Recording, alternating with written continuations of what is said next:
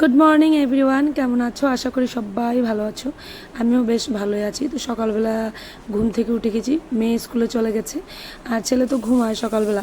কারণ আমি সকালবেলা ওকে তাড়াতাড়ি সকালে তুলি না, আমি যখন উঠি তখন ওকে তুলি না। আমি ধরো 8টা সাড়ে 8টার সময় ওকে আমি ঘুম থেকে তুলি, কারণ আমি সকালবেলা উঠে আশেপাশে কাজকর্ম সেরে স্নান করে পুজো দিয়ে আস্তে আস্তে আমার অনেক দেরি হয়। আর ওকে আমি টাইম দিতে পারবো না, অযথা ওই টাইমে ও মোবাইল নিয়ে ঘাটাঘাটি করবে, এজন্য ওকে আমি তুলি না ঘুম থেকে। নয়তো মোবাইল না দিলে আমাকে যন্ত্রণা করবো, তো আমি কাজ করতে পারবো না সকালবেলা। তো আমি সকালবেলা একদম শান্ত পরিবেশে চুপচাপ একদম ঠান্ডা মাথায় স্নান দান করে পুজো টুজো দিয়ে তারপর গিয়ে আমি আমার ছেলেকে ঘুম থেকে তুলি। আর যখন তুলে ওকে ব্রেকফাস্ট করিয়ে ফেলি, মেয়ের তো স্কুল থেকে আসার টাইমও হয়ে যায়, তখন তো আমার মোটামুটি অনেকটা হেল্প হয়ে যায়। আর আমার ছেলে ঘুমে থাকতে থাকতে আমার কাজগুলো সেরে নিলে আমার খুবই হেল্প হয়। তো এই জন্য আর সকালবেলা ওকে ঘুম থেকে তুলি না। তো দেখো পুজোটাও দিয়ে দিলাম, বাস এখন যাব ওকে ঘুম থেকে তুলতে। তো প্রথমে ঘুম থেকে তুলতে ওকে একটু প্যাম্পারিং করতে লাগে, একটু আদর টাদর করে একটু বাবা শোনা বলে তুলতে লাগে, নয়তো ওর মুড চেঞ্জ হয়ে যায়, মুড খারাপ হয়ে থাকে, সারাটা দিন বিগড়ে যায়। তো ওকে তুলে ব্রাশ করিয়ে ফ্রেশন আপ করিয়ে বসিয়ে আমি এখানে বসে আমি আমার চা খেয়ে নিচ্ছি। আর সকালবেলা আমার চা খেতেই হয়, হোক সেটা দুধ চা কিংবা লিকার চা, আমাকে সেটা খেতে হয়। তো চা খেয়ে নিচ্ছি আমি প্রথমত। তারপর দেখো আমি বিছানার কাভারটা চেঞ্জ করব। তো কাভারটা চেঞ্জ করতে চলে গেছি। আর আমি যেখানেই যাব আমার ছেলে আমার সাথে সাথে থাকবে। অ্যাকচুয়ালি ও আমার সাথেই থাকে সারাক্ষণ, শুধু স্কুলে আর টিচার বাড়িতে যখন যায় তখনই আমার কাছ থেকে একটু আলাদা হয়, নয়তো আমার কাছেই সারাক্ষণ থাকে। আর মেয়ে তো এখন অনেকটা বড় হয়ে গেছে, তো নিজে নিজে অনেক কিছু করতে পারে, এই জন্য কোনো টেনশন নেই, নিজে নিজেই করে ফেলে। যাই হোক, ও আবার অনেক সময় ওর ভাইকেও দেখে রাখে। তো দেখো বেডশিটটাও চেঞ্জ করে নিই, আজকে অনেক দিন হয়ে গেলো, 2 দিন হয়ে গেলো আমি চেঞ্জ করে নিই, তো চেঞ্জ করে নিলাম।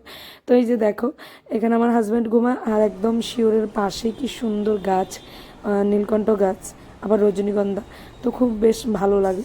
আর তো চলে এলাম আবার সেই রান্না করে। দেখো ছানার ডালকে কিছু পেস্ট করে নিয়েছিলাম, তো ওটার বড়া বানিয়ে নেব।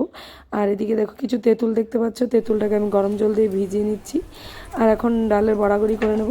তো টক রান্না করব আর অন্য কিছু রান্না করব, কিন্তু শুধু টকটাই তোমাদের সাথে শেয়ার করব। অ্যাকচুয়ালি সমস্ত কিছু ঘরের কাজকর্ম রান্না বান্না সমস্ত কিছু যদি তোমার সাথে শেয়ার করতে যাই তাহলে অনেক লম্বা হয়ে যায় ব্লগটা। তো এই জন্য ছোটো করেই বানিয়ে নিচ্ছি। আর এই দিকে দেখো একই অবস্থা একদম, মানে কি বলবো, ভয়ানক এক ঘটনা ঘটেছিল। ক্যামেরা এক হাতে ধরতে গিয়ে আর এক হাতে যে আমি ঢালছিলাম, আর কড়াইটা ভীষণ হিট হয়ে গেছিলো। যখনই টকটা দিচ্ছিলাম তখন আগুনটা একদম ছড়ে চলে এসেছিলো এদিক দিয়ে। তো যাই হোক, বাঁচা গেলো ভগবানের কৃপা।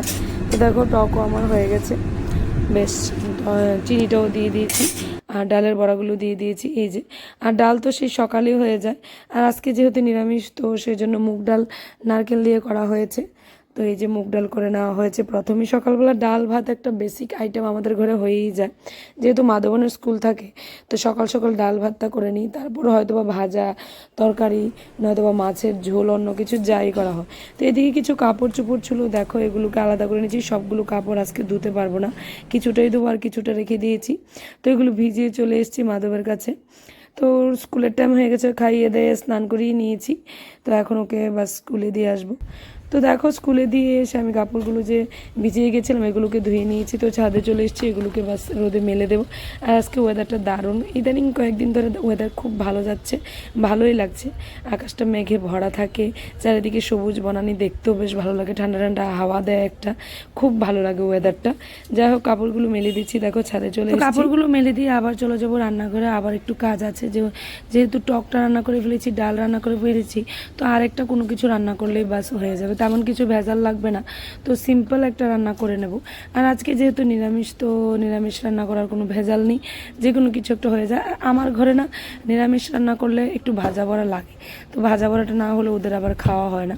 তো দেখে নিচ্ছি কতটুকু জল আছে আমি সিনটেক্সতে। তো এইদিকে দেখো বেসিনটাকে একটু পরিষ্কার করে নিচ্ছি, ছাদ থেকে নিচে নামার সময় সিঁড়ি দিয়ে দেখতে পেলাম যে বেসিনটার কি অবস্থা হয়ে আছে, তো এটাকে একটু ভালোভাবে ক্লিন করে নেব। তারপর চলে যাব ঘরগুলিকে একটু ঝাড় দিতে। সকালবেলা ঝাড় দেওয়া হয়, তবুও আমি মাধব স্কুলে চলে গেলাম, একবারে ঝাড় দিয়ে নিই। কারণ এই যে দুপুরবেলা ঘুম থেকে উঠে বিকেলবেলা ঘর ঝাড় দেওয়ার কাজটা না, এটা আমার একদম গায়ে লাগে না, একদম ভালো লাগে না। তো আমি কি করি, এটাকে দুপুরবেলায় মাধব যখন স্কুলে চলে যায় তখনই ঝাড় দিয়ে একদম ফ্রেশ হয়ে যাই, যাতে বিকেলবেলা আর আমার দুপুরবেলা ঘুম থেকে উঠে আমাকে আর ঝাড়ু হাতে নিতে না হয়।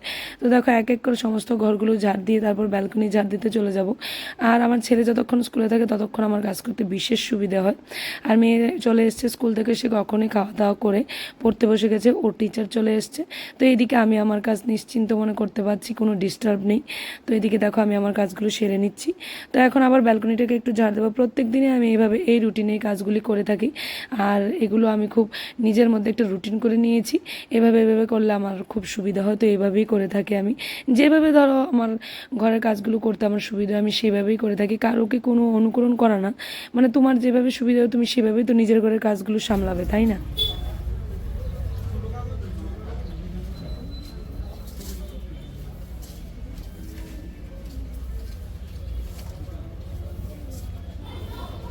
তো দেখো এদিকে ব্যালকনির কাজটা সেরে আবার রান্নাঘরে চলে আসলাম। ওই যে বললাম আরেকটা তরকারি রান্না করব। তো রান্না করেছি আজকে ছড়া দিয়ে আলু দিয়ে ডালের বড়া দিয়ে। বাজারে প্রথম নতুন ছড়া বের হয়েছে এই সিজনের। তো প্রচণ্ড দাম, সাংঘাতিক দাম, 100 টাকা কেজি। তো যাই হোক, নারকেল দিয়ে ছড়া দিয়ে আলু দিয়ে রান্না করতে বলেছে আমার হাজব্যান্ড। তো একটু আমি সঙ্গে আবার ডালের বড়া দিয়ে দিলাম। মোটামুটি হয়ে গেছে। এই যে কাজ করতে করতে মাঝখান দিয়ে আমি এভাবেই করে নিচ্ছিলাম। তো এখন রান্না যেহেতু শেষ, ছড়া তরকারিটাকে ঢেকে দিয়েছি। আর এদিকে দেখো আমি রান্নাঘরটাকে ক্লিন করে নিচ্ছি। রান্নাঘর ক্লিন করা অবশ্যই আমার প্রত্যেক দিন করতে লাগে, নয়তো আমি মনে শান্তি হবে না। বলো কি, সে রাতেই হোক আর দিনেই হোক, আমি অলওয়েজ টাইম টু টাইম রান্নাঘরটাকে ক্লিন করে রাখি সমস্ত, মানে সব সময়, নয়তো আমার ভালো লাগে না। তো রান্না শেষ হয়েছে যেহেতু একেবারে রান্নাঘরটাকে ক্লিন করেই চলে যাব। তো রান্নাঘরটাকে ক্লিন করে নিচ্ছি, সমস্ত জায়গাগুলি মুছে নিচ্ছি ভালোভাবে, মুছে নিয়ে বাস ফ্লোরটাকেও মুছে নেব। তো চলো একবার দেখিয়ে দিই কী রান্না করা হয়েছে। এই যে টক যা বলেছিলাম তোমাদের সাথে যা শেয়ার করেছি, আর মুগ ডাল নারকেল দিয়ে আর ছোড়া দিয়ে আলু দিয়ে ডালের বড়া দিয়ে একটা পাতলা করে ঝোল করা হয়েছে। এখন বেশ ভালোই লাগবে ছড়া আলু ডালের বড়ার ঝোলটা, কারণ নতুন বের হয়েছে তো ছড়াটা, এই জন্য ভালো লাগবে।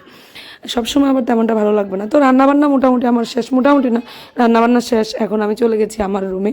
এখন আছে আমার এডিটিংয়ের কাজ। মাধবন আসার আগে আমার এই সমস্ত এডিটিংয়ের কাজগুলি সারতে হবে। তো এই যে দেখো আমি প্রথম এক গ্লাস জল খেয়ে নিচ্ছি, তারপর ডায়েরি মেনটেন করি আমি সবসময়। তোমরা আমার অনেক ব্লগেও দেখতে পারবে যে আমি ডায়েরি মেনটেন করি, কারণ ডায়েরি ছাড়া আমি চলতে পারি না। আমি অনেক কিছু ভুলে যাই, তোমাদেরকে বলেছি কিনা জানি না, কিন্তু আমি অনেক কিছু ভুলে যাই। তো ডায়েরি মেনটেন করলে আমার জন্য অনেক ভালো হয়। আর যেহেতু ইউটিউব ফেসবুকের কাজ করি, তো ডায়েরি তো অবশ্যই লাগে। কখন কি করবো না করবো ওটার মধ্যে আমি সমস্ত কিছু সিকোয়েন্সলি লিখে রেখে দিই আমি। তো দেখো, তো আস্তে আস্তে সব কিছুই সেরে নিয়েছি যেহেতু, তো কিছু ওইদিকে কিছু দেখছিলামও, আবার কিছু লিখেও রাখছিলাম। তো এইভাবে আমার দিন কেটে যায়, মর্নিং রুটিন শেয়ার করি তোমাদের সাথে। তো আজকে এতটুকুই। তোমাদের জন্য ভালো লাগলে প্লিজ লাইক করবে, কমেন্টস করবে অ্যান্ড শেয়ার করবে। তো টিল দেন বাই বাই, সবাই ভালো থাকবে, সুস্থ থাকবে।